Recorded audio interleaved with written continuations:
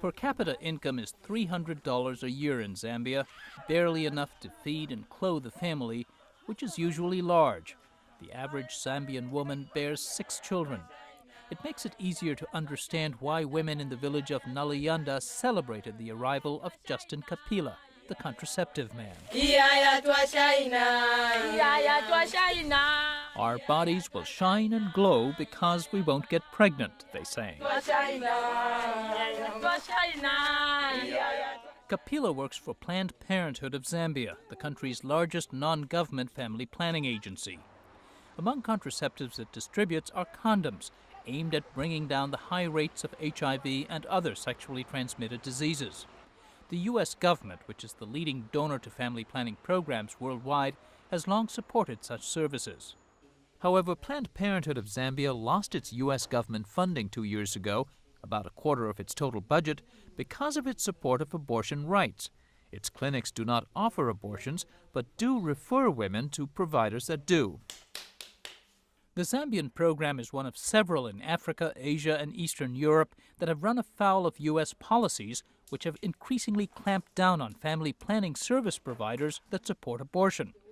Under what opponents call the gag rule, non-government providers are not allowed to even counsel abortion, even if it's with their own funds. President Ronald Reagan first signed the abortion restriction, known as the Mexico City policy, since that's where it was signed. It was reversed by President Bill Clinton and then reinstated by President Bush. Can you reverse the executive order allowing abortion funding and counseling, federal funds for abortion counseling and funding overseas? Yes, I am.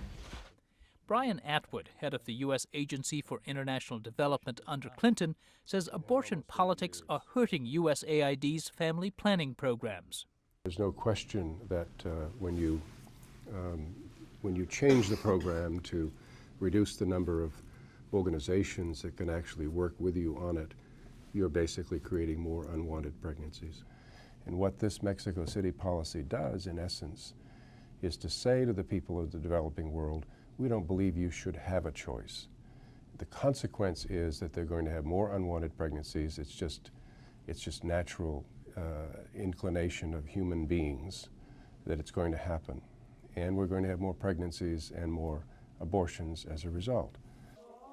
But supporters of the anti-abortion rule say it doesn't hinder family planning programs. Colorado Republican Tom Tancredo serves on the House African Affairs Subcommittee. When President Reagan put into effect the Mexico City language, about 350 agencies at work in Africa and throughout the world, as a matter of fact, were fine with that, continued to do everything that they were doing. Really, the only organization that said, no, I won't abide by that, is International Planned Parenthood. I think there may be one or two others, but relatively few. Planned Parenthood of Zambia is affiliated with the international organization and defends its rejection of the U.S. government conditions for aid. Director Dr. Fawasa Sengogo says it's critical that pregnant women who come in for counseling know all their options. We do counsel them on the possibility of still keeping the pregnancy and be able to pursue whatever a career or a school they are in. But you definitely find those that will just tell you, sorry, I just want an abortion.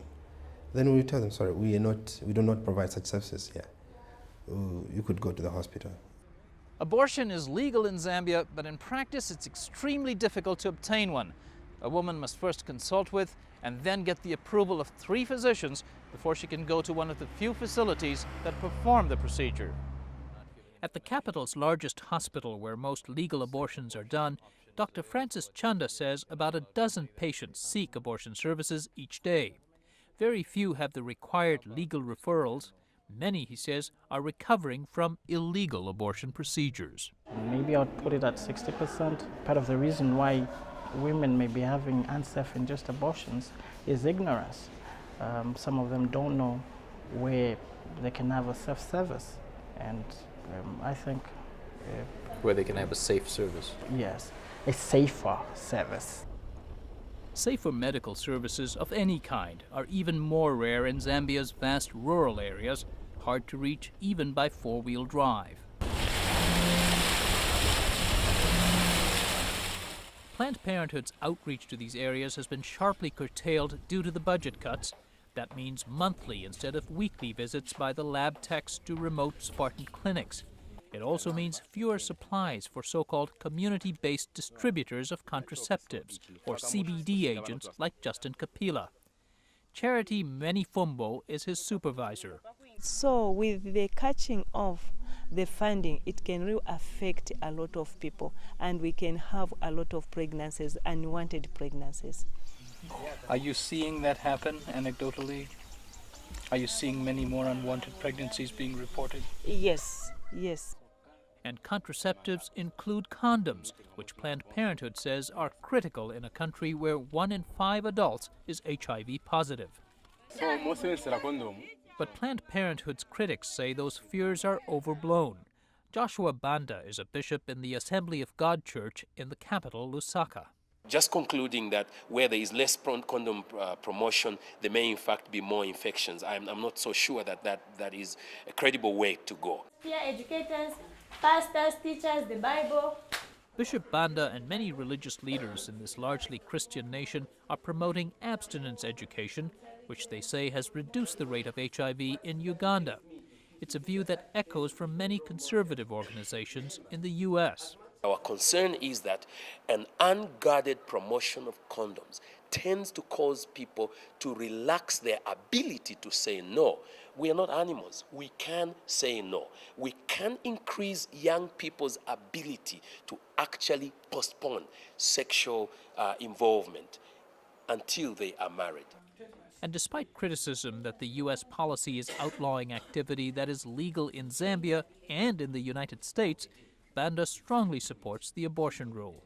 There are conservative movements here in Zambia that are in fact working to repeal that law that legalizes abortion.